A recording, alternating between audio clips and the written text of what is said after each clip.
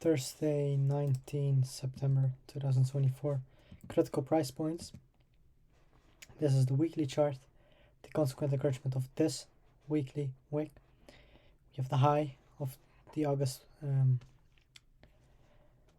24 weekly candle, and then the opening price of that weekly candle. We finally clear out the equal highs that we're resting above. Let's zoom into the 1 minute chart, and we immediately see what is in close correlation to that is this daily projection block. The consequent encouragement of the weekly wick high and the weekly open is very close to the daily order block, this order block, which is also the opening price, but when we are below that, we treat it as an order block. We come into the 4-hour chart, we immediately see this wick. We divide it up in quadrants, and we see that the midpoint of that, the lower quadrant of that, are very close correlations to these higher time frame price points. So we annotate that. We have the 4-hour consequent encouragement of that wick.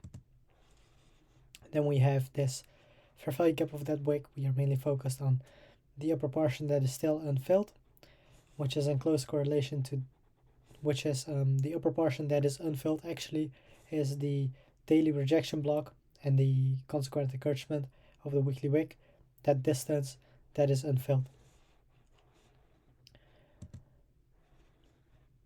We divide that up in quadrants. We see one quadrant, the 75% range of the 4-hour value gap, which is in very close correlation to the weekly high. With this as target, the unfilled part of the fair value gap, which happened to be high point of resistance. Then we zoom into the 1-hour chart. We see we have this is 9:30 opening. We see have the 1 minute fair value gap. We don't even trade to the 25% range of that, and we leave the fair value gap, the consequent encouragement of that fair value gap open. We annotate the price points that we just talked about, and then we zoom into the 15-minute chart.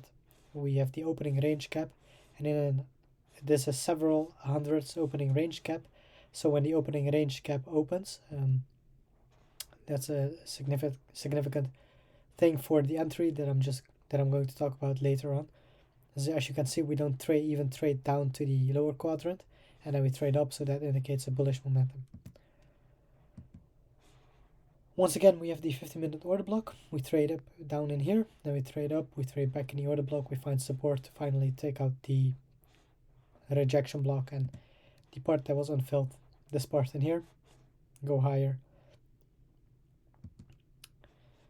So now we have the 1 minute chart with all the price points, and it looks a little bit daunting. So we immediately go to the entry models.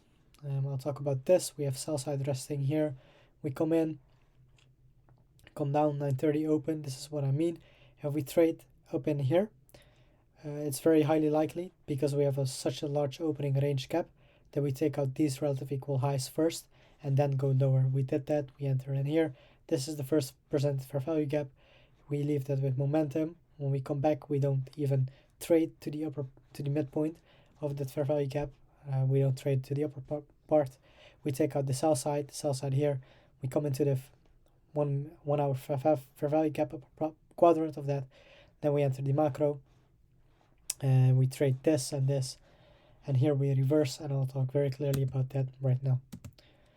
So once again, it looks very daunting. We remove some of the price points, and most significant is the weekly opening, the 75% range of that, and the weekly high.